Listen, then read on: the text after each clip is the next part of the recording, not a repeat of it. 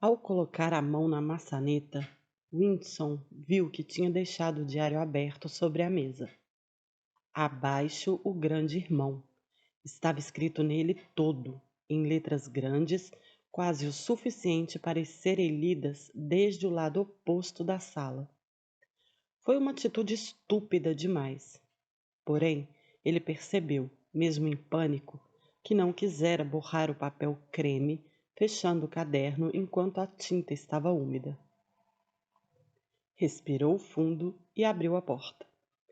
Instantaneamente sentiu o calor do alívio. Uma mulher pálida, de aparência abatida, cabelo ralo e rosto enrugado, estava parada do lado de fora. Ah, camarada! Ela começou com uma voz triste, meio chorosa. Eu achei mesmo que tinha ouvido você entrar.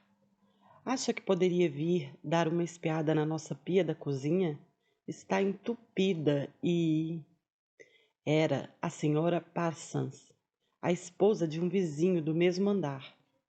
A palavra senhora era um tanto reprovada pelo partido. Presumia-se que todos se tratassem por camarada, mas com algumas mulheres acabava-se usando por instinto.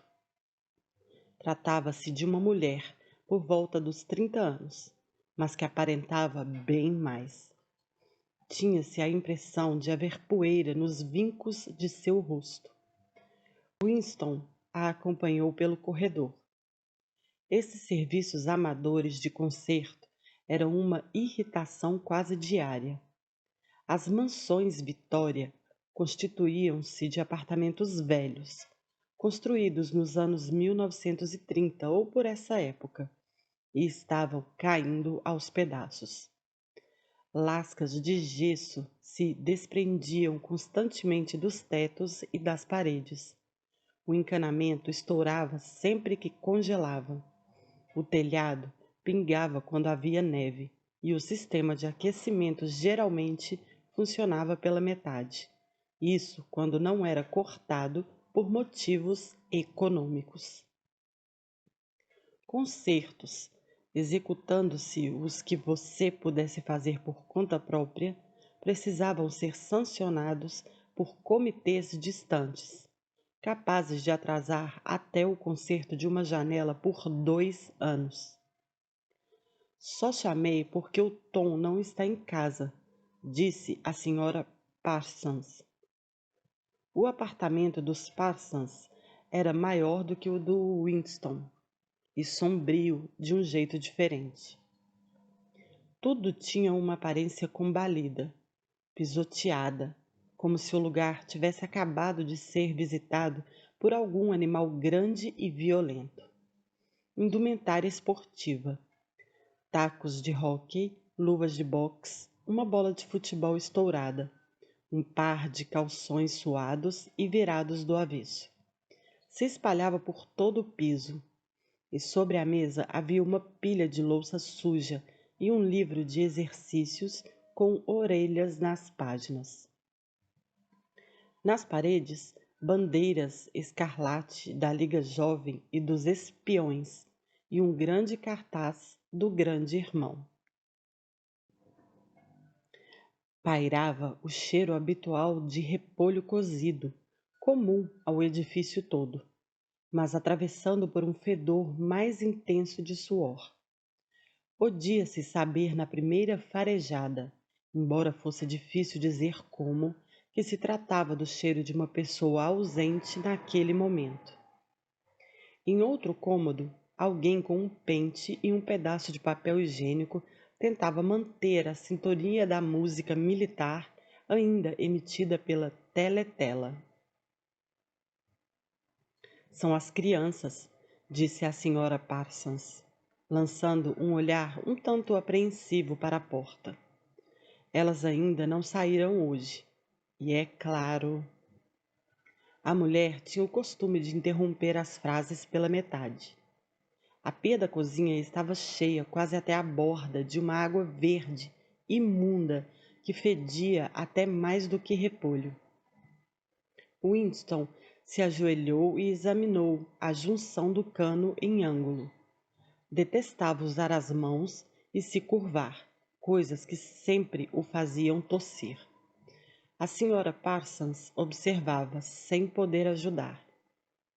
Claro que se o Tom estivesse em casa, ele daria um jeito num instante, ela disse. Ele adora essas coisas. O Tom é ótimo nessas tarefas. Tom Parsons era colega de Winston no Ministério da Verdade. Homem gordo, mas ativo, de uma burrice paralisante, uma massa de entusiasmos imbecis. Um daqueles trabalhadores devotos e absolutamente não questionadores dos quais, mas até do que da polícia do pensamento, dependia a estabilidade do partido. Aos 35 anos, e muito contra a sua vontade, tinha acabado de ser expulso da Liga Jovem e, antes de se formar nessa liga, conseguira ficar nos espiões por um ano além da idade estabelecida no estatuto. No ministério, trabalhava em um posto subordinado para o qual a inteligência não era requisito. Porém, era uma figura de destaque no comitê de esportes e em todos os outros envolvidos com a organização de caminhadas, demonstrações espontâneas, campanhas de poupança e atividades voluntárias em geral. Parsons comentava com orgulho discreto, entre baforadas no cachimbo, que havia marcado presença no centro comunitário todas as noites dos últimos 4 anos. Um cheiro avassalador de suor, uma espécie de testemunho inconsciente da exaustão de sua vida. Seguia-o por onde fosse e permanecia no ar depois que ele partia. A senhora tem uma chave inglesa? Indagou Winston, lutando com a porca da junção. Uma chave inglesa, repetiu a senhora Parsons, tornando-se imediatamente sem energia. Eu não sei, não tenho certeza. Quem sabe as crianças... Houve um som pesado de passos e outra descarga no pente, enquanto as crianças invadiam a sala de estar. A senhora Parsons trouxe a chave inglesa. Winston deixou sair a água e, enjoado, removeu o coágulo de cabelo humano que tinha entupido o cano. Limpou os dedos o melhor que pôde na água fria da torneira e voltou para a sala. Mãos para cima! Gritou uma voz selvagem. Um menino bonito de 9 anos e aparência durona havia surgido de trás da mesa e o ameaçava com uma pistola automática de brinquedo, enquanto a irmã menor, cerca de 2 anos mais nova, fazia o mesmo gesto com um pedaço de madeira. Ambos vestiam as bermudas azuis, camisas cinza e os lenços vermelhos que eram o uniforme dos espiões. Winston levantou as mãos acima da cabeça, sentindo-se desconfortável, pois o comportamento do menino, muito rancoroso, indicava que aquilo não era absolutamente uma brincadeira.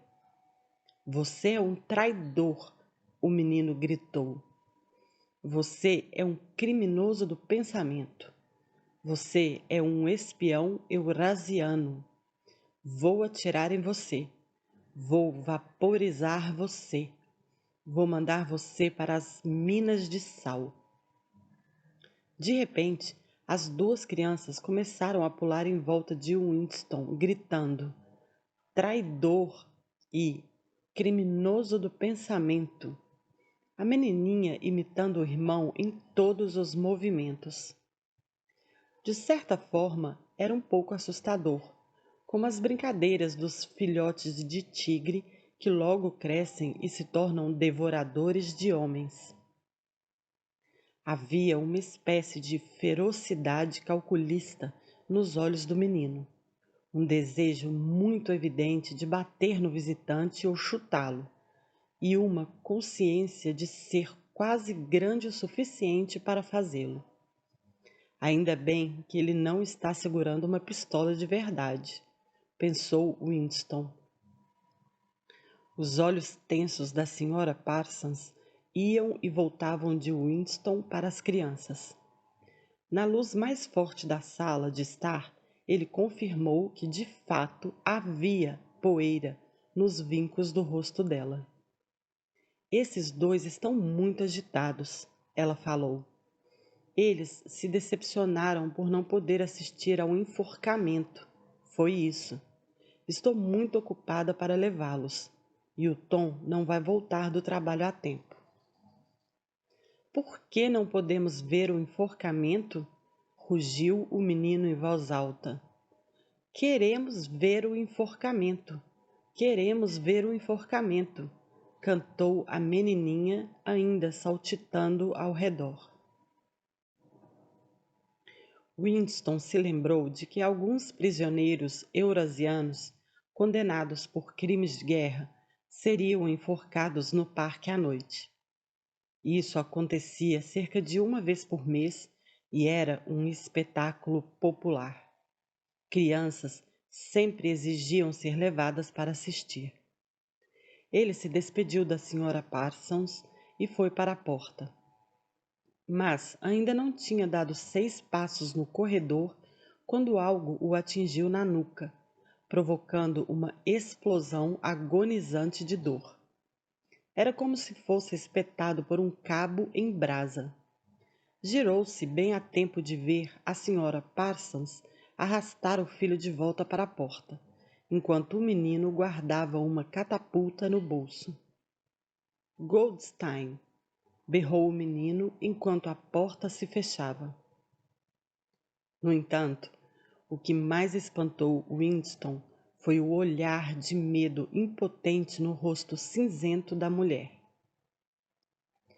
De volta ao apartamento, ele passou rápido em frente à teletela e se sentou à mesa de novo, ainda esfregando a nuca. A música tinha parado. Em seu lugar, uma voz militar entrecortada lia, como uma espécie de deleite brutal, uma descrição dos armamentos da nova fortaleza flutuante que tinha acabado de ancorar entre a Islândia e as Ilhas Faroé. Com aqueles filhos, Winston pensou, aquela mulher infeliz devia levar uma vida de terror. Mas 1 ano, 2 anos, e eles a observariam dia e noite, buscando indícios de inortodoxia. Quase todas as crianças eram horríveis naqueles dias. E o pior de tudo, por meio de organizações como os espiões, eram sistematicamente transformadas em pequenos selvagens incontroláveis. E mesmo assim, isso não despertava nelas a menor tendência para se rebelar contra a disciplina do partido. Ao contrário, amavam o partido e tudo relacionado a ele. As músicas, as procissões, as bandeiras, as caminhadas, as perfurações com rifles de mentirinha, o brado de lemas, a adoração ao grande irmão, tudo se tornava uma espécie de brincadeira gloriosa para elas. A ferocidade que sentiam era direcionada para fora, contra os inimigos do Estado, contra estrangeiros, traidores, sabotadores e criminosos do pensamento. Era quase normal que pessoas acima de 30 anos tivessem medo dos próprios filhos. E com razão, pois mal se passava uma semana sem que o Times trouxesse um parágrafo descrevendo como um pequeno espião furtivo, geralmente chamado herói infantil, tinha entreouvido algum comentário comprometedor e denunciado os pais à polícia do pensamento. A ardência provocada pela bala da catapulta passara. Winston pegou a pena, desanimado, pensando se teria mais alguma coisa para escrever no diário. De repente, começou a pensar em O'Brien de novo. Muito tempo antes, quanto? Há uns 7 anos, ele sonhara estar andando em um quarto escuro como o breu, e alguém sentado a seu lado havia falado, enquanto ele passava. Nós vamos nos encontrar em um lugar onde não há escuridão. Aquilo foi dito com muita tranquilidade, quase casualmente. Era uma afirmação, não uma ordem. Ele continuou andando. O interessante foi que naquela hora, no sonho, as palavras não haviam causado grande impacto. Só mais tarde e aos poucos elas pareceram adquirir significado. Winston não conseguia se lembrar se vira O'Brien pela primeira vez antes ou depois do sonho, nem da primeira vez que identificara a voz como sendo de O'Brien. Não importa como fosse, a identificação existia. Era de O'Brien, a voz que ouvira na escuridão. Não conseguia ter certeza. Mesmo depois do brilho nos olhos naquela manhã, impossível confirmar se O'Brien era amigo ou inimigo. Também não parecia ter grande importância. Havia um vínculo de compreensão entre eles, mais importante do que afeto ou partidarismo.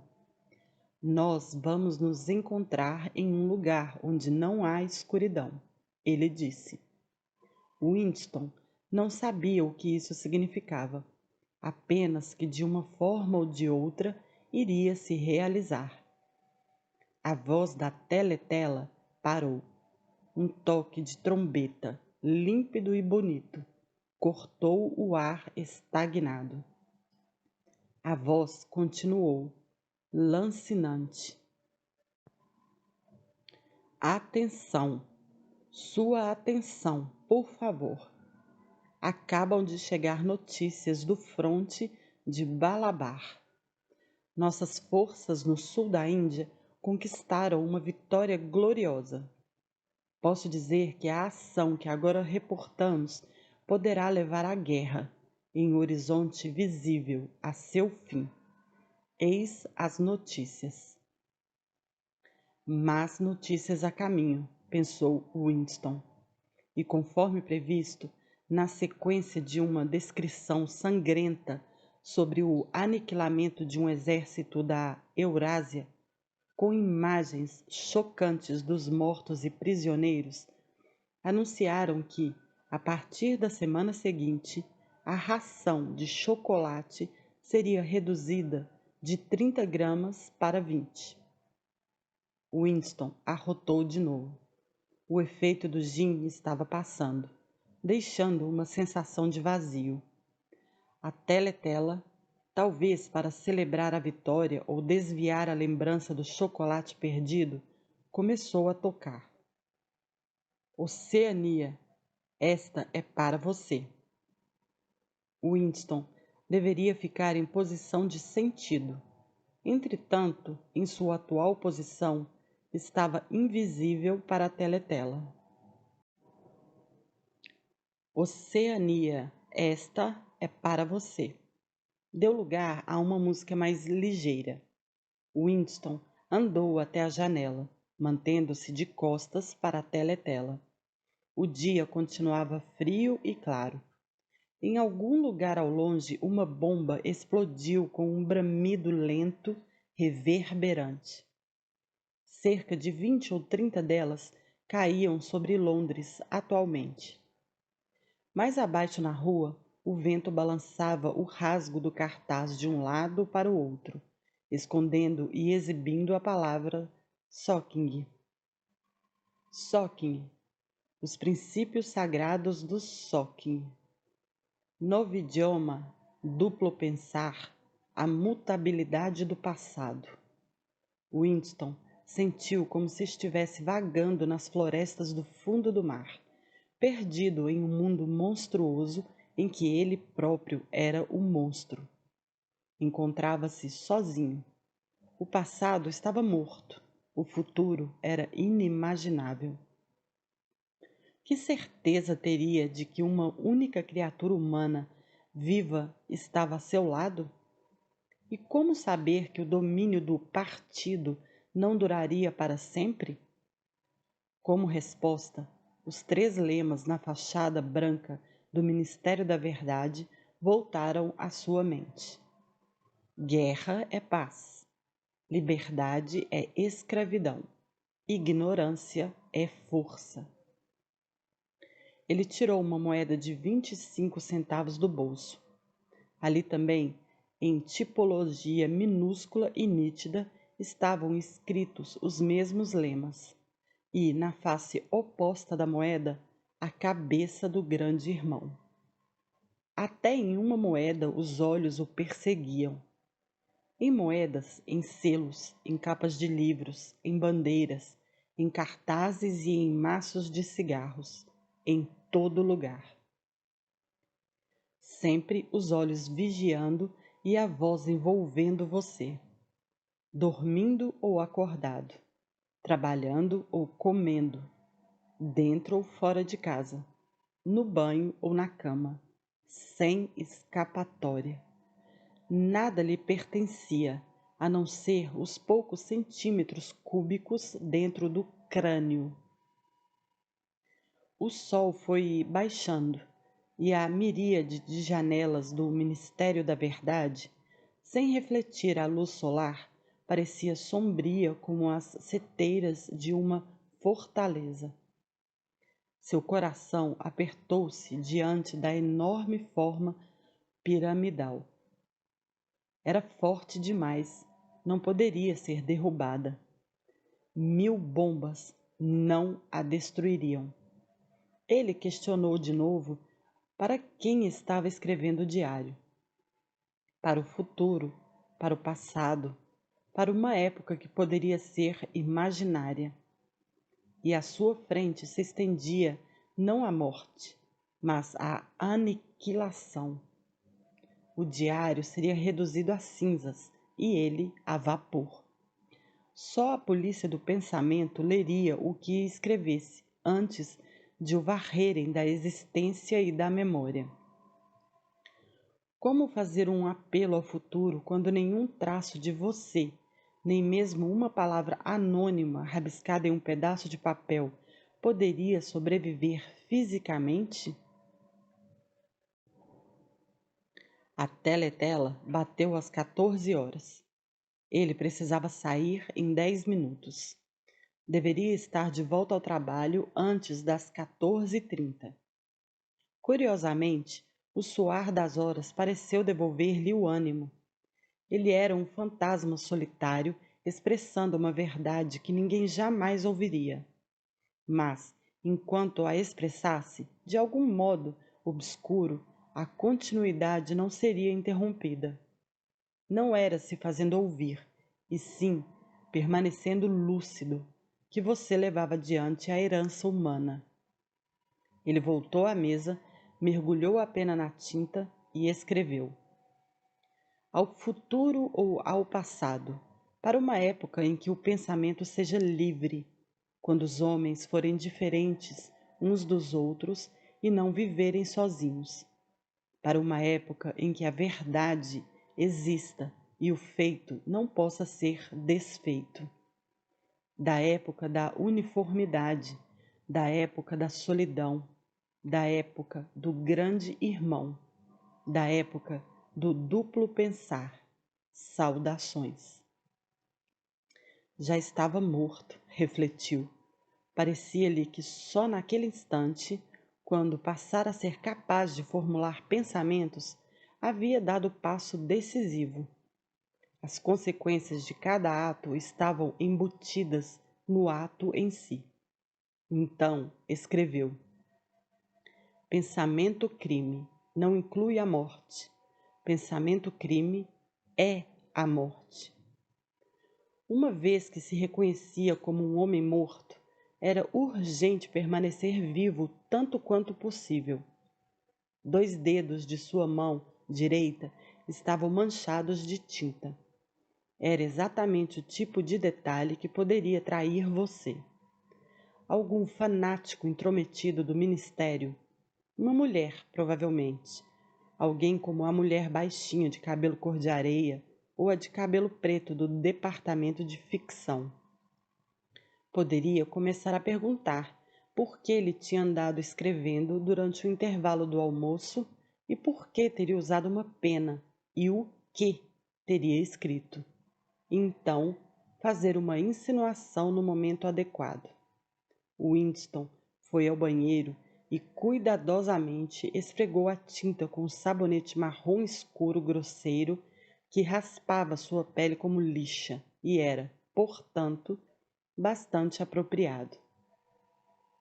Guardou o diário na gaveta. Era inútil pensar em escondê-lo, mas assim Winston poderia ao menos ter certeza de sua existência ter sido descoberta ou não. Um fio de cabelo colocado na extremidade da página era óbvio demais. Com a ponta do dedo, ele recolheu um grão de poeira identificável e esbranquiçado e o posicionou no canto da capa, de onde certamente se deslocaria se o caderno fosse mexido.